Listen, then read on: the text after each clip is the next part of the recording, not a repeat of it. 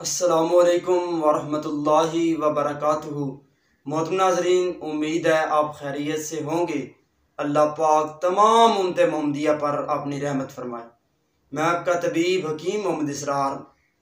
मोहतरम नाज़रीन, जो लोग हमारी वीडियो को देखते हैं और इसको लाइक करते हैं, उनको और उनके अहले खाना को ईद उल फितर की खुशियाँ जो हैं मुबारक हों। आज मैं ईद उल फितर के मौके पर बहुत ही आसान, बहुत ही कामयाब, लाजवाब, मुजर्रब जो है टाइमिंग के लिहाज से एक नुस्खा जो है वो आपकी खिदमत में हाज़िर कर रहा हूँ।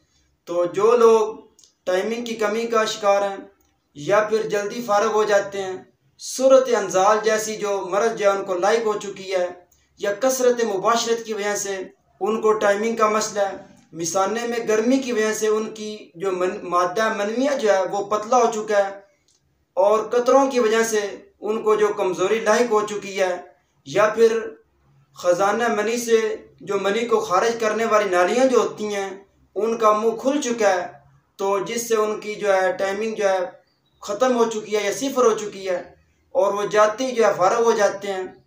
ऐसे जो तमाम दोस्त अहबाब जो हैं उनके लिए ये हमारा ईद का जो है ख़ास तोहफ़ा बहुत ही कमाल का नुस्खा है और फ़ायदेमंद है।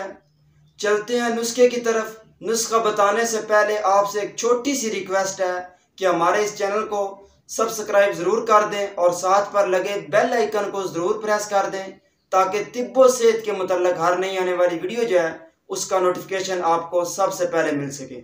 वीडियो को लाइक भी कर दें। चलते हैं नुस्खे की तरफ। कुश्ता शिंगरफ रुमी 1 तोला, अकर करा 1 तोला, मगज़ जायफल 1 तोला और अफ्यून जो है 1 तोला।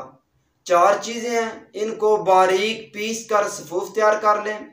चने के बराबर गोलियां बना लें, या 250 mg के कैप्सूल जो है वो भर लें। एक कैप्सूल हम बिस्तरी करने से 1 घंटा पहले इस्तेमाल करना है नीम गर्म दूध के साथ। इसमें एहतियात जो है वो ये होती है कि खाना उस दिन कम खाएं या बिल्कुल ना खाएं, दूध पी लें, खाना वगैरह ना खाएं, तो इसके जो है बहुत ज़्यादा जो है असरात बढ़ जाएंगे। इंशाअल्लाह व ताला बहुत ज़्यादा टाइमिंग आ जाएगी। जो लोग टाइमिंग से परेशान हैं वो इंशाअल्लाह व ताला इस नुस्खे को बनाएं, इस्तेमाल करें। शायकीन के लिए बहुत ही जो है कमाल की चीज़ है। बनाएं और हमें दुआ में याद रखें। अस्सलामु अलैकुम वरहमतुल्लाहि वबरकातुहू।